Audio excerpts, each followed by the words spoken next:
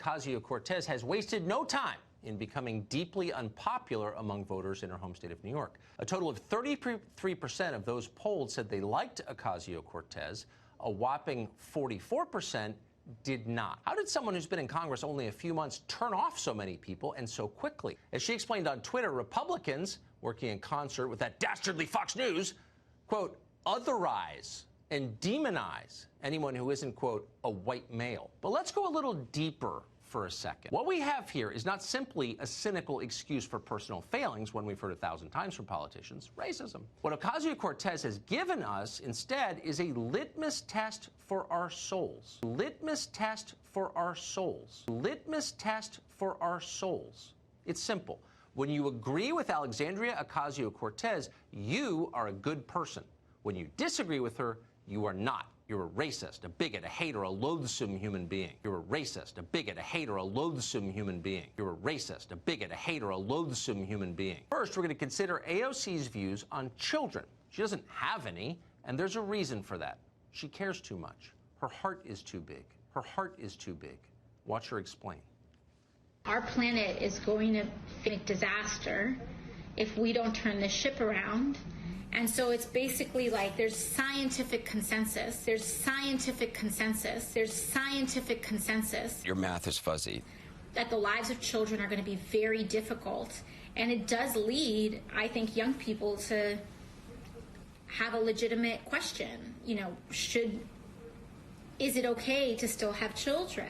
Is it okay to still have children? That is AOC's question to you. Now, if you answered, are you kidding? Of course it's okay to have children. And by the way, back off, you authoritarian creep. How many kids I have is none of your business. If you answered that way, you failed the test. You're probably a white supremacist. If, on the other hand, you paused for a moment, thought deeply about climate change, and realized that actually some unmarried 29-year-old member of Congress probably should be in charge of your childbearing decisions, then congratulations, you passed. You are virtuous, not a racist at all. Okay, on to number two. This one's about food.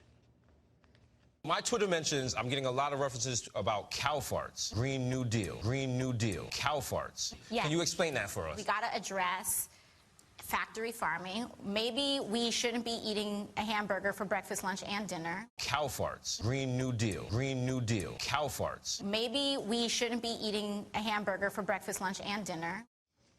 So the question is, how many hamburgers should you be allowed to eat in the course of a day? Now, there are two possible answers here. The first is cow farts. Green New Deal, Green New Deal, cow farts. Maybe we shouldn't be eating a hamburger for breakfast, lunch, and dinner. What kind of question is that? Isn't this America? And hey, stop eating off my plate. That, unfortunately, is the racist answer. It's the one that Bull Connor would have given if he were still alive enough to eat Big Macs. The correct answer is, I will eat exactly as many hamburgers as Congresswoman Ocasio-Cortez allows me to eat, and I will be grateful for them. Cow farts. Green New Deal, Green New Deal, cow farts. Maybe we shouldn't be eating a hamburger for breakfast, lunch, and dinner. If that was your response, congratulations to you. You are a good person. Now to number three. This one's about immigration. Those women and children trying to come here with nothing but the shirts on their back. Cow farts. To create an opportunity and to provide for this nation. Green New Deal. Are acting more in an American tradition than this president is right now. So the question is, who is more American? Actual Americans or foreigners who spit on our customs and mock our laws by sneaking into our country illegally and calling us racist if we try to make them leave? Cow farts. Green New Deal. Green New Deal. Cow farts.